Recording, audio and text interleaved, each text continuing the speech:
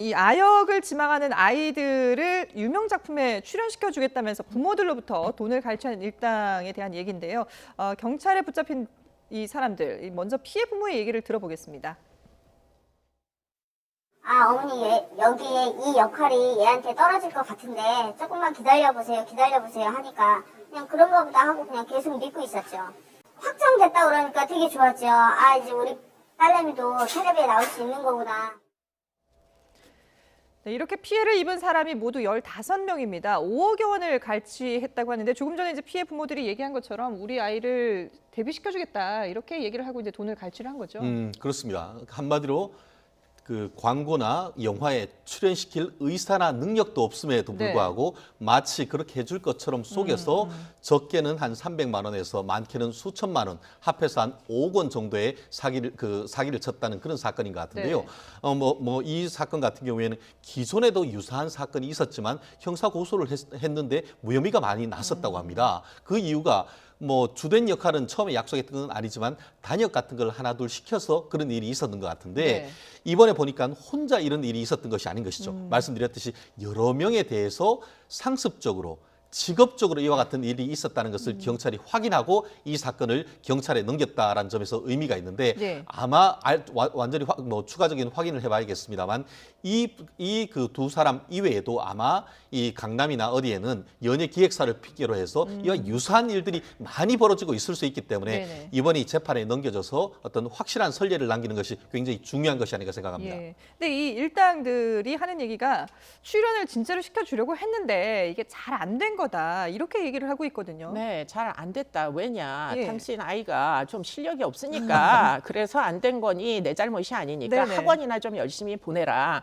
하고서는 적게는 300만 원, 많게는 막 수천만 원을 이제 떼먹은 거죠. 그런데 이 사람들이 이 돈으로 뭐를 했느냐? 사실은 아이들 가리키는데 돈을 쓴 게 아니고요. 다른 사업 자금으로 쓰거나 아니면 본인들의 빚을 갚는 데다가 다 썼다고 합니다. 그러니까 결국은 부모들을 결국은 유혹을 해가지고 이런 범죄를 일종의 사기 같은 이런 범죄를 저지른 거죠. 근데 부모들은 왜 경찰에 신고를 조금 더 빨리 못했을까? 이런 부분에 대해서는 어떻게 생각하세요? 그러니까 아무래도 이런 이제 기획사라고 하니까 연예계로 들어서려면 이들의 이제 인맥이 중요하다 이런 생각을 했으니까 내 아이 장래를 위해서 신고를 좀 하지 말아야 되겠다 이런 생각을 주로 하지 않았을까 싶습니다. 좀 더 쉽게 말하면 이런 거죠.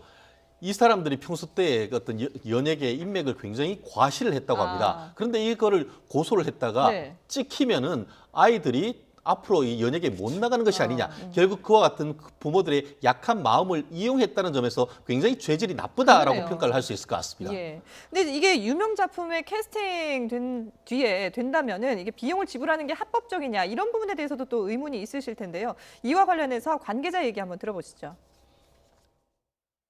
일반 그냥 연기를 본인들이 배우고 싶어서 가는 학원에 수강료를 내고 일정 부분의 수강료를 내면서 다니는 학원에는 연기 학원을 다닐 수 있지만 정상적인 매니지먼트사들은 그 캐스팅을 목적으로 해서 그 금전을 요구하지 않고요. 금전을 요구할 시에는 절대 그 금전을 제공도 하지 말아야 되고 응하지도 말아야 되고.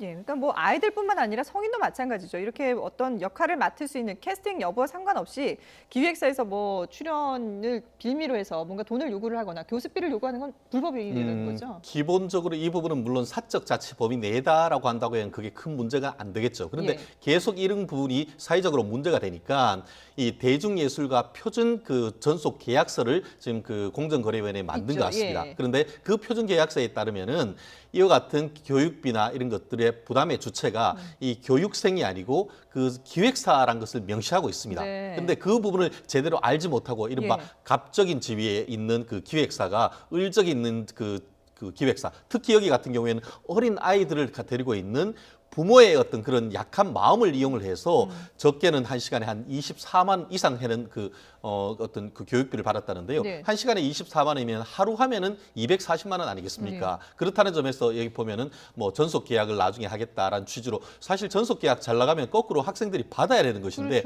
거꾸로 학부모들한테 전속 계약비란 명목으로 돈을 받았다라는 점에서 권력 구조가 여기에 개입했고 이와 같은 것은 최근에 아시다시피 어린 친구들한테 장래 희망이 뭐냐 하면은 유튜버다 아니면은 연예인이다 하는 그런 어떤 아이들이 연예계에 진출하고자 하는 그런 마음을 구조적으로 이용했다는 따른 범죄라는 점에서는 상당히 죄질이 나쁜 것이 아닌가 생각합니다. 근데 앞서서 이런 비슷한 사례들이 처벌이 안 되는 경우들이 많다고 그러셨잖아요. 그렇습니다. 그럼 만약에 실제 혐의를 적용한다면은 어느 정도 지금 처벌을 여기 받을 같은 경우에는 그 사기죄 같은 경우에는 지금 5억 원이 피해가 넘어갈 경우에는 일반 형법상 사기가 아니고 특정 경제범죄 처벌에 관한 법률상의 사기죄고 네. 그리고 5억 원 이상 50억 이하일 경우에는 3년 이상의 유기징역에 처하도록 해서 벌금 자체가 없습니다. 지금 5억 합해가지고 지금 피해 금액이 5억 원 정도 된다라고 하기 때문에 경우에 따라서는 말씀드린 것처럼 특경가법에 의해서 지금 처벌될 수도 있는데 네. 다만 지금 이 사건은 경찰 단계입니다. 예. 경찰 단계에서 유죄가 인정된다는 취지로 해서 사건을 검찰로 지금 넘겼는 것이고 네. 여전히 이 그